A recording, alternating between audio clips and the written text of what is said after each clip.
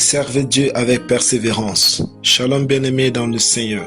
Notre méditation du jour s'intitule Servez Dieu avec persévérance. Dernière partie. Durant notre texte dans 2 Timothée 4:2 qui nous dit ceci.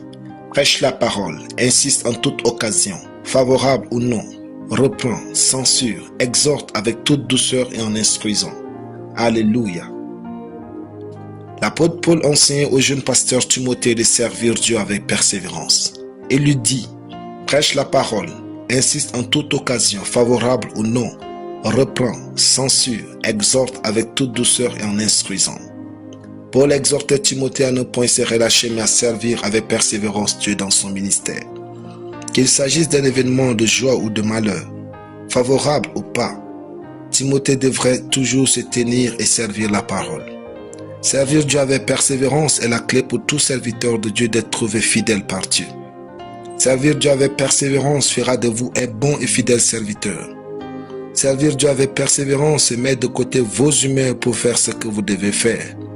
Servir Dieu avec persévérance, c'est braver tous les obstacles et faire ce que vous devez faire.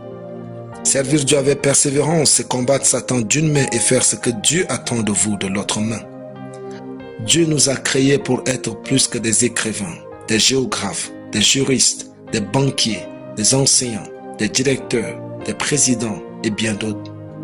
Il nous a créés pour l'aimer et le servir. Votre métier actuel est un don de Dieu pour votre vie.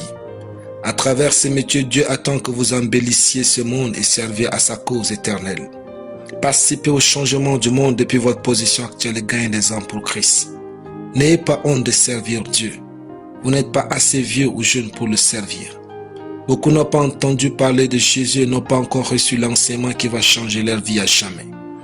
Envoyez ce livre peint du ciel à plus de gens que possible autour de vous. Partagez les enseignements sur nos plateformes YouTube, Facebook et WhatsApp. Faites de sorte que tout le monde entende parler de Jésus et de son amour incomparable. Sauvez plus de gens de l'enfer. Ne vous taisez pas. Servez le Seigneur de toute votre force, jusqu'à ce que l'enlèvement se produise. Chaque jour, parlez un peu plus de l'évangile. Jésus revient bientôt. Servez-le avec crainte et persévérance. Alléluia. Prions. Merci Seigneur pour ta parole. Je te sers en sémant dans le cœur des hommes ta parole qui produit le salut et la vie éternelle au nom de Jésus. Amen. La lecture biblique en une année.